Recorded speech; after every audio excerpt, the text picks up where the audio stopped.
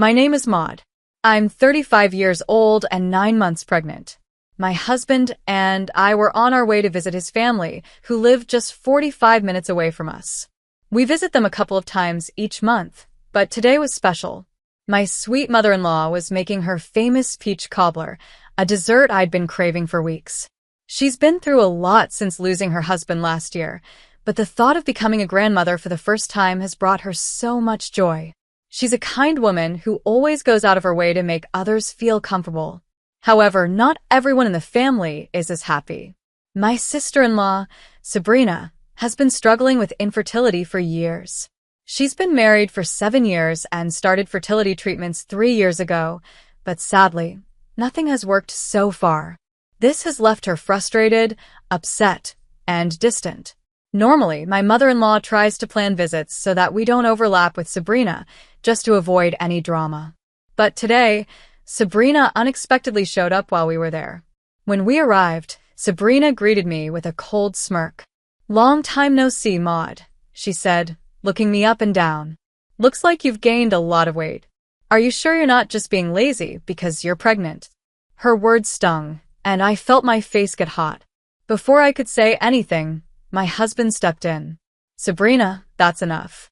Maud is 9 months pregnant. Of course, her belly is big. You can't talk to her like that."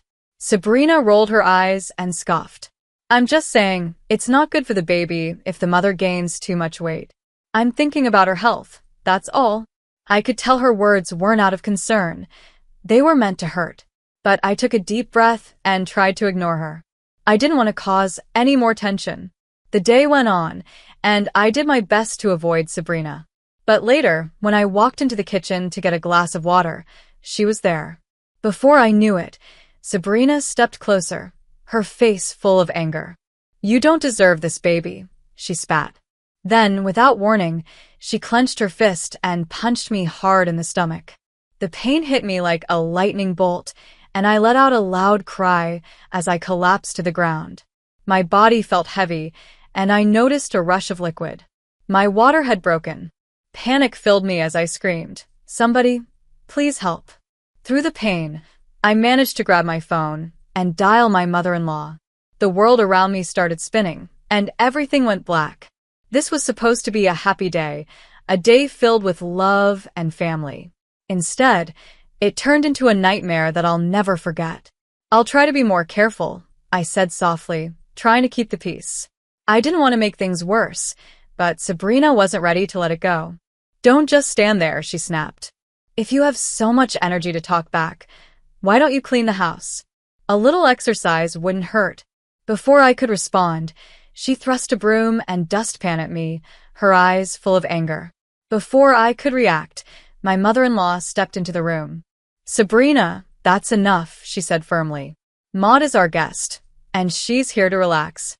Sabrina huffed, rolled her eyes, and stomped upstairs, leaving an awkward silence behind her. I felt a mix of relief and discomfort. Even though the day had started poorly, things got better after Sabrina left the room. The rest of the afternoon went smoothly. My husband, my mother-in-law, and I enjoyed the delicious peach cobbler she had made. We sat together, sipped tea, and talked about the baby and other cheerful things. Sabrina stayed hidden in her room, and I tried not to let her bad mood ruin the day. But everything changed a few days later. I went to my in-laws' house alone to discuss some plans with my mother-in-law. When I arrived, I was surprised to find the front door unlocked. I stepped inside and found Sabrina sitting in the living room. "Sabrina? I thought you were working today," I said, trying to sound friendly. She smirked. "I took the day off." "I see you're back. Why don't you make yourself useful and clean up the mess you left last time?" I felt my stomach tighten. "I really don't feel well today," I replied, placing a hand on my belly. "I just came to talk to Mom." "Stop making excuses." Sabrina snapped. "You think being pregnant means you can just lie around all day?" I didn't want to argue, so I picked up the broom. But as I bent down to sweep, a sharp pain shot through my stomach. I froze, holding my belly, trying to understand what was happening. Before I could say anything, Sabrina's fist slammed into my stomach. The pain was unbearable. I gasped and doubled over, clutching my belly as tears filled my eyes. My vision blurred, and I felt a sudden rush of warm liquid. My water had broken. Panic hit me like a wave. Ah, "Somebody, please help," I screamed, desperate for anyone to come. But Sabrina just stood there, watching me. Her face was twisted with anger, but there was something else, a look of satisfaction that sent chills down my spine. I fumbled for my phone, my hands trembling. I managed to dial my mother-in-law before everything went black. When I woke up, I was in a hospital bed. My body ached, and there was an "4" in my arm. Fear gripped me as I looked down at my now flat belly. "What about my baby?" I whispered, tears streaming down my face. I whispered weakly as I pressed the call button beside my hospital bed. Jenna came in and smiled softly at me. "You went into labor early," she said gently. "But your baby girl is safe. She's in the NICU, but she's stable." Relief washed over me like a wave, but it was quickly followed by anger. Sabrina had hurt me. Worse, she had hurt my baby. I clenched my fists, the memory of her actions replaying in my mind. Just then, the door opened and my husband and mother-in-law rushed in. Their faces were full of worry and fear. "Are you okay?" "We came as fast as we could," my husband asked, his voice shaking. Tears streamed down my face as I looked at them. "Sabrina did this," I managed to say. "She punched me. My water broke, and I—" "Calm down," my mother-in-law said gently, her voice trembling. Her eyes were wet with tears. "She won't get away with this. I promise."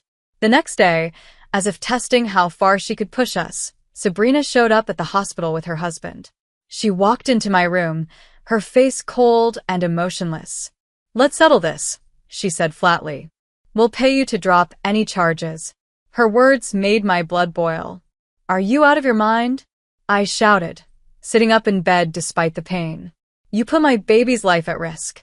Sabrina's husband stepped forward, his face calm but full of arrogance. "Just take the money, Maud," he said. "It'll save us all a lot of trouble." "No," I snapped, my voice firm. "I'll see you in court. Get out of here." Before they could say anything else, my husband stepped in. His face was red with anger as he pointed at Sabrina and her husband. "You think you can buy your way out of this? You're lucky I'm not suing for attempted murder." Sabrina's smug expression disappeared. She stammered something about it being an accident, but none of us believed her. My husband and I were done listening. That very day, we filed a police report. The legal process was long and exhausting, but we didn't back down. Sabrina tried to play the victim, claiming she didn't mean to hurt me and was just frustrated. But the evidence was clear. My testimony, medical records, and witness statements spoke louder than her excuses. In the end, Sabrina was found guilty of assault. The court ordered her to pay a fine and attend mandatory counseling. After that, my husband and I decided to move far away. We changed our phone numbers and cut all ties with Sabrina and her husband. It was a hard decision for my mother-in-law, but she understood. We had to protect our family. A few months later, our baby girl was strong enough to come home. Looking at her tiny, smiling face, I felt a deep sense of peace. We had been through so much, but now we had a fresh start. I felt a deep sense of peace. The nightmare was finally over. We were free from Sabrina's toxic behavior, and life felt brighter. Sabrina's life, however, took a turn for the worse. Her husband left her, and she struggled to make ends meet. Despite everything she had done, I didn't feel any joy in her struggles. I was too focused on my own family, healing, rebuilding, and finding happiness again. In the end, justice had been served, and we were ready to move forward. Our little family was safe, happy, and stronger than ever. Sabrina's reckless actions that day showed how unstable she had become. Even after the assault, she didn't seem sorry for what she had done. With the support of my husband and mother-in-law, we pressed charges against her. It was a difficult decision, but we knew it was the right thing to do. After the court process ended, we moved to a new apartment in a different city. We wanted a fresh start, far away from the pain of the past. My baby girl was slowly recovering, and we were settling into a new routine. Life was starting to feel normal again. For the first time in a long time, I felt like we could breathe. One evening, I was resting on the sofa. I still felt some pain from the surgery, but I was grateful for how far we had come. Suddenly, I heard a loud banging on the front door. "Hey, I know you're in there, Maud. Get out here now, you coward." Sabrina's voice echoed through the hallway. I froze in disbelief. How had she found us? My husband was still at work, and fear swept over me. Taking a deep breath, I tried to stay calm. "Sabrina, what on earth are you doing here?" I shouted through the door, my voice shaking. "You're disturbing everyone. Please leave. No matter how many times you hide, I'll find you," she screamed. Her voice cracked, full of desperation. "You have to listen to me. It's your fault my life has fallen apart." Her words didn't make sense, but the anger in her voice was terrifying. I knew I couldn't open the door. Our building was home to families and elderly people. Despite it being late at night, Sabrina didn't seem to care that her shouting was echoing through the quiet hallways. "Sabrina, I'm sorry you're upset," I said, trying to keep my voice steady. "But you need to leave now. I'm calling the police." Her shouting grew louder, but I didn't wait any longer. I dialed 112 and explained the situation. 30 minutes later, I heard sirens in the distance. Sabrina's voice faded as the police arrived. That night, I realized how important it was to protect my family no matter what. Sabrina's actions were a reminder of how much we had overcome and how much we had to protect. Together, we would continue to heal and move forward, leaving the past behind. "I'm not opening the door, Sabrina," I said firmly, trying to sound stronger than I felt. My voice was steady, but inside, I was trembling with fear. "Please, Maud, just listen to me," Sabrina cried, banging harder on the door. "You've ruined everything. It's because of you I lost my husband and my life. It's not fair that you get to be happy while I'm miserable." Tears filled my eyes as I leaned my back against the door for support. Her words didn't make any sense. It felt like she saw my pregnancy as some kind of competition she thought she had lost. But there was no competition. I never wanted to hurt her, and I couldn't understand why she was blaming me for her problems. "Sabrina, you need help," I called out softly, trying to stay calm. "Hurting me won't fix anything. This isn't the way." Her tone changed in an instant, becoming sharp and bitter. "You should have waited until I got pregnant first. You should have thought about my feelings. You should have." Her rant was cut short by the sound of sirens blaring outside. Someone in the building must have called the police. Sabrina must have heard them too because her voice suddenly turned panicked. "No." "What do you mean the police are here?" she whimpered, her tone shaky. "Maud, please. Don't let them take me. You have to hide me." I stayed silent. I wasn't going to protect her this time. She needed professional help, and maybe this was the first step toward her getting it. 30 minutes later, the police arrived and began speaking to Sabrina right outside my door. I opened the door just a crack and explained the situation as calmly as I could. Just then, my husband came home. The moment I saw him, I broke down. I couldn't hold it in any longer. I cried as I told him everything that had happened. His face was tense, his jaw tight with anger. "She's dangerous," he said to the officers, his voice firm. "You need to take her away." Sabrina was placed in handcuffs and led away, screaming for me to help her. But I didn't. This had gone too far, and I couldn't protect her anymore. Later that night, I got a call from Sabrina's husband. His voice was shaky and filled with desperation. "Maud, I'm divorcing Sabrina," he said suddenly. "I can't do this anymore. "Please don't involve me in this mess." I was shocked by his words. "What?" "You're just going to leave her?" I asked, stunned. "Yes," he said flatly. "I have to. If I stay, I'll lose my job. The scandal is already too much. My boss found out what happened at the hospital, and I'm being transferred to a regional office." I hung up the phone, feeling a mix of anger, sadness, and relief. Sabrina's life was unraveling, but my priority now was to keep my family safe. I can't keep covering for her. "Just leave me out of it," Sabrina's husband had said over the phone. As I hung up, my emotions were all over the place. Part of me felt sorry for him, but another part couldn't forgive the fact that he stood by Sabrina's side when she tried to bribe us. He had been just as guilty as she was at that time. Over the next few weeks, Sabrina's life continued to fall apart. The legal battle drained the little savings she had left, and her reputation was completely destroyed. She moved from one friend's house to another, trying to find a place to stay, but her behavior pushed everyone away. Eventually, she had no choice but to take part-time jobs just to survive. Meanwhile, my husband and I focused on rebuilding our lives. We changed our phone numbers again to ensure Sabrina couldn't contact us. We cut all ties with her and anyone connected to her. Most importantly, we poured all our energy into caring for our daughter, who is still recovering. A few months later, our little girl was finally strong enough to come home from the hospital. Seeing her grow healthier and stronger each day made every struggle worth it. Her tiny giggles filled our home with joy, and for the first time in a long time, I felt like we could breathe again. One afternoon, as I sat by her crib watching her sleep peacefully, I felt an overwhelming sense of gratitude. We had been through so much pain and fear, but we were finally free from Sabrina's toxic presence. My mother-in-law stayed in touch with us and apologized every chance she got. Though it hurt her to see the family so broken, she understood why we needed to keep our distance. We had to protect ourselves and our daughter. I had heard rumors about Sabrina. People said she had fallen deep into debt. With no friends, no family, and nowhere to go, she was barely surviving.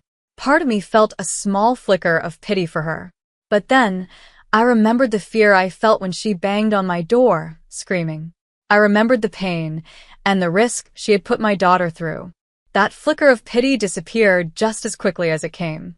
Sabrina had made her choices, and now she was facing the consequences. After all the chaos, my husband and I decided it was time for a fresh start. We moved to a new city, far away from any reminders of the trauma we had endured. We made new friends, found a supportive community, and began focusing on our future as a family. Slowly, the scars Sabrina had left began to fade. Our daughter grew stronger every day, her laughter filling our home with warmth and happiness. Watching her smile, I knew we had made the right decision to fight for our peace. Sabrina's story ended on a sad note. With her reputation ruined and no one left to support her, she became a shadow of the person she used to be. She had lost everything, her family, her friends, and even her sense of stability. But by the time it all fell apart for her, I no longer feared her. At one point, Sabrina had been a constant source of pain and stress in my life. Her actions had put my daughter and me at risk, and for a long time, I lived in fear of what she might do next. But now, that fear was gone. What replaced it wasn't anger or pity. It was indifference. I didn't care about Sabrina's fate anymore. My focus had shifted completely to my family. After everything we had been through, my only priority was our happiness and safety. That was all that mattered to me now. It took time to reach this point. The struggles my husband and I faced were heavy, but they were worth it because we won our freedom. Justice had been served, and we had worked hard to rebuild our lives. Moving to a new city helped us heal. We found a fresh start in a place where Sabrina's shadow couldn't reach us. We made new friends, found a community that supported us, and began focusing on the future. Our daughter was a constant reminder of how far we had come. Watching her grow stronger each day filled our hearts with joy. Her laughter brightened our home and gave us hope. She was proof that no matter how hard things got, we could overcome anything as a family. My mother-in-law stayed in touch with us and was supportive throughout everything. Though she felt heartbroken by the fallout with Sabrina, she understood our need to distance ourselves from the pain. She wanted us to live in peace, even if it meant keeping her relationship with Sabrina at arm's length. Every now and then, I would hear rumors about Sabrina. People said she was working part-time jobs just to survive and was deeply in debt. She had no real support system left and seemed to be barely making it. There were moments when I thought about feeling sorry for her, but those feelings didn't last long. When I remembered the fear she caused, the risks she took with my child's life, and the way she treated me, any pity I felt disappeared. Sabrina had made her choices, and now she was living with the consequences. As for me and my family, we were finally free. Free from Sabrina's toxicity, free from her anger, and free from her shadow. Our life was filled with love, peace, and joy again. In the end, that's what mattered most. Sabrina's story had ended, but ours was just beginning. Together, we had found happiness, and nothing was more important than that.